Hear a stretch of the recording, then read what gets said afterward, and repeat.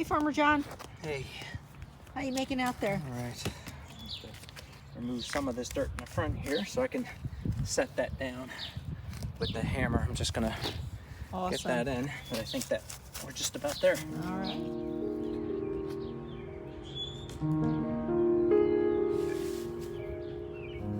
Hey everyone, today is May 26th. It's a Friday. It's Memorial Day weekend here in the United States. It is going to be a bank holiday on Monday for those of you who are abroad. And what are we working on here today? Farmer John is working on the front threshold of the new rustic walkway that we created so that we can set the stones away from the actual driveway, but have an obvious step up so that there's not a tripping hazard and that it will be more aesthetically pleasing. So this has been a big ongoing project that got really seriously delayed with winter, of course, weather, and then it seemed that every weekend where we had an opportunity to work on it, it rained. So this is the weekend we're going to have a beautiful stretch of weather in the 70s. We're wrapping up projects, so let's come for a walk through the backyard garden and our front garden so that you can see what projects we're working on today. So because we're sick of the, basic suburban landscaping and, vast lawns, we're just trying to think of a way to make all of this look a lot better. Now, right now, it's been a disaster for months, and too many months, 6 months or so, 7 months even, because like I said, we ran into weather. We still have to mulch this and get everything even. We had to wait for the stone yard to open. So right now, this project here it just doesn't seem to make any sense to anyone except for me and my artistic mind. So luckily we have access to scrap materials here. These pieces of bluestone which get cut away from big slabs, our friend saves them for us. So we're going to take this piece, which is as wide as the pavers that we're using for the main walkway, and we're just going to slide it underneath as a riser. And then ornamentally we're going to use flat goose eggs or riverjack to sit in front of it so that, as I said a moment ago, it'll be an obvious threshold stepping away from the driveway and up onto the main walk. All right, so now we've created a threshold and a support block as a riser for this pathway. So we'll be getting the bottom leveled out and tamped in, and we're going to be good to go.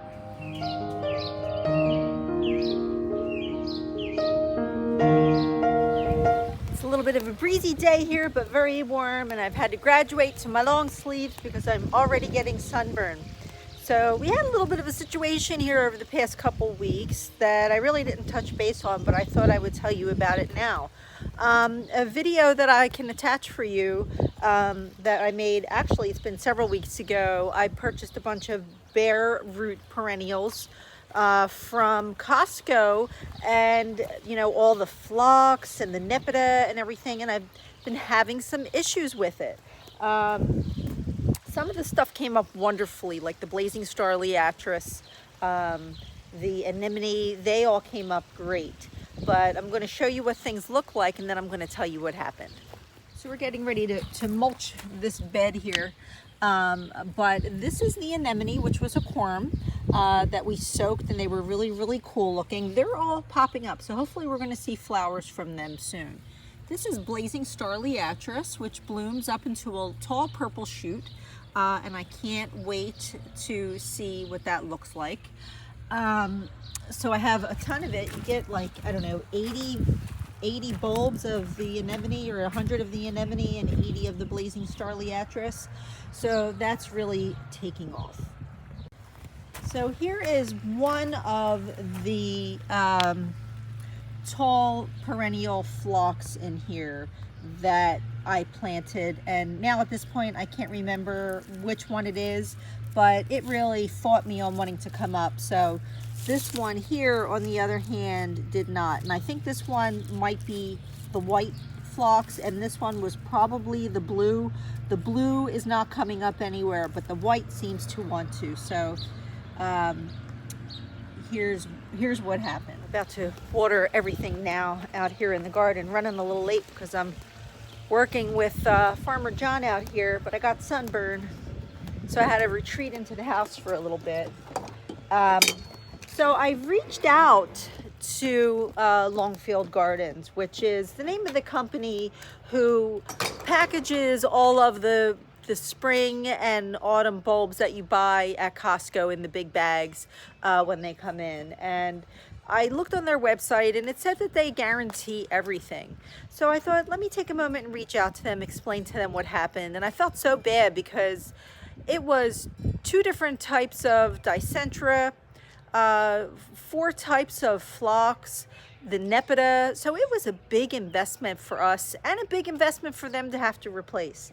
So I felt really bad. And as a grower, I know how difficult it can be to grow things. So I try to not, you know, really get into it. There's Farmer John.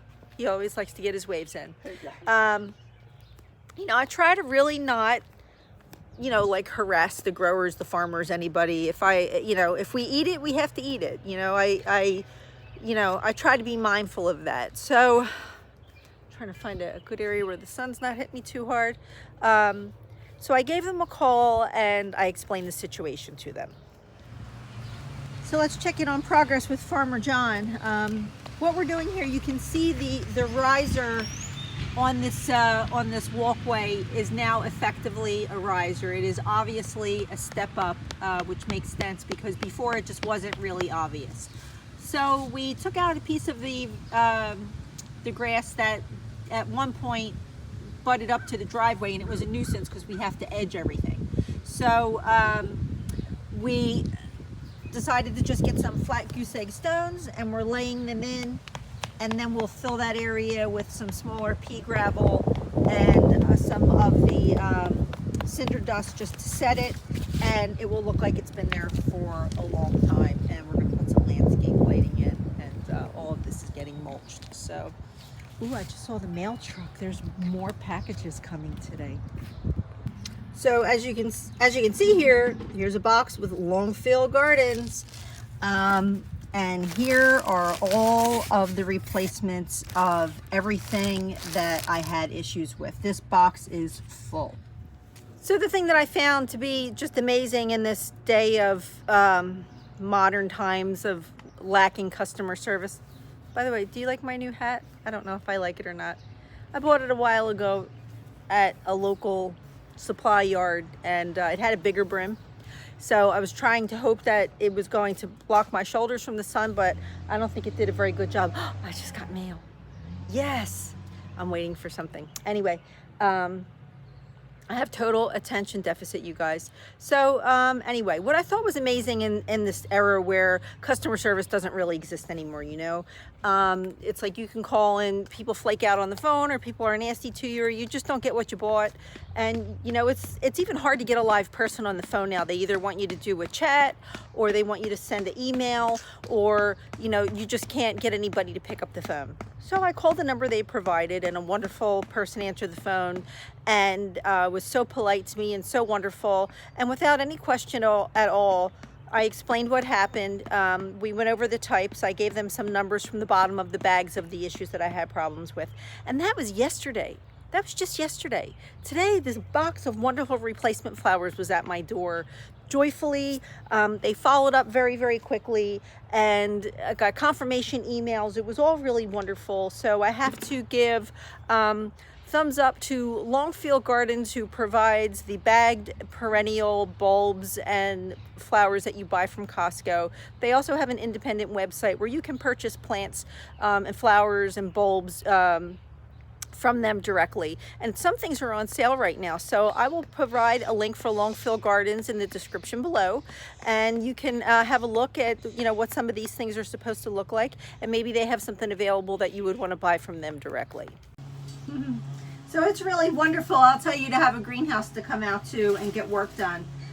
So I'm going to go ahead and I'm going to take this bare root nepeta, and I'm just going to soak it in a little container of water for about an hour until I can get it into the ground once the sun has moved over a little bit, so it's not, you know, blazing sun in the middle of the day. So hopefully this plant looks just as good as the rest of them and better than the ones that I already planted in the ground. So they do pack it nicely in a nice loose soil. It's actually nice and moist in there.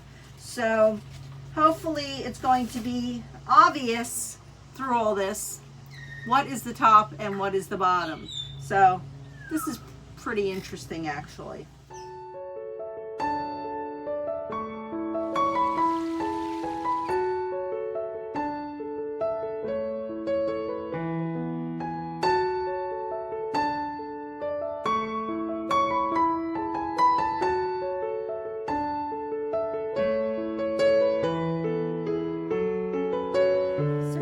It is now Sunday evening and it's golden hour and I am in the berry barn, and you can see we have blackberries that are starting. I think that we're going to have raspberries this year for the first time. The canes had died back the original year we bought them. Look at the beautiful blackberry plants, really gorgeous. It has been quite a weekend of work for us here, but these are our I just got attacked by a bug. Our blueberry plants, one of our blueberry plants.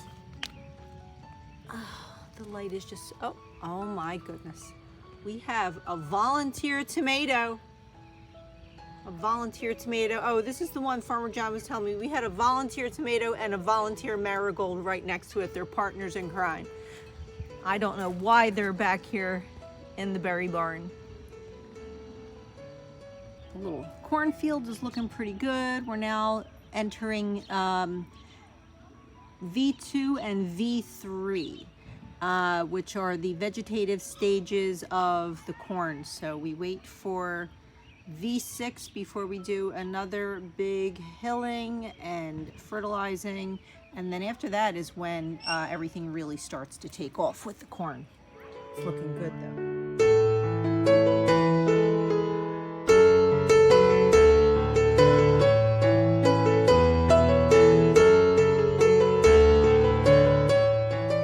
I love that we created this area here though.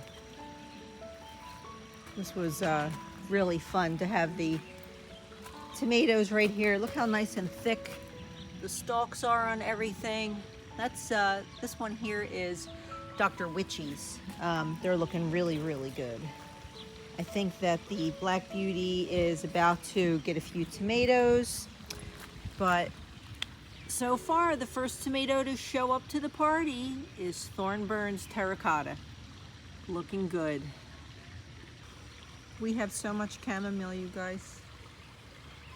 It's absolutely incredibly beautiful, especially with the poppies. The colors of the pink poppies. There's some orange iris hanging on here,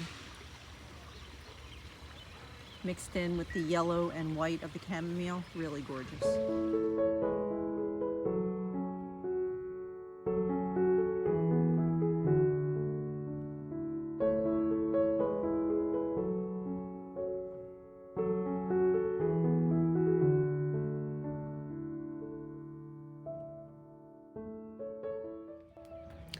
So this project is not quite done yet, but we made a lot of progress this weekend, you guys. This was absolutely backbreaking work. Right now we are entering a drought again, so the rocks are still dirty. Once they get cleaned, we have to add some pea gravel into this bed a little bit here to fill in the gaps. But the liriope here was stuff that we reclaimed from the yard. It lived here before we got here 9 years ago. This is our 10th summer. The Heuchera we have been collecting now as it goes on sale, and it looks just incredible blazing in the backdrop of the sunset. So we have that done, and now we've completed the little riser here for the steps. So when you come up to the driveway, it's obvious that you have to step up, and it looks different from anything that anyone else has. So a lot of people have been walking by as we've been working, saying how nice it looks, and we really love it. So I moved all of my coleus.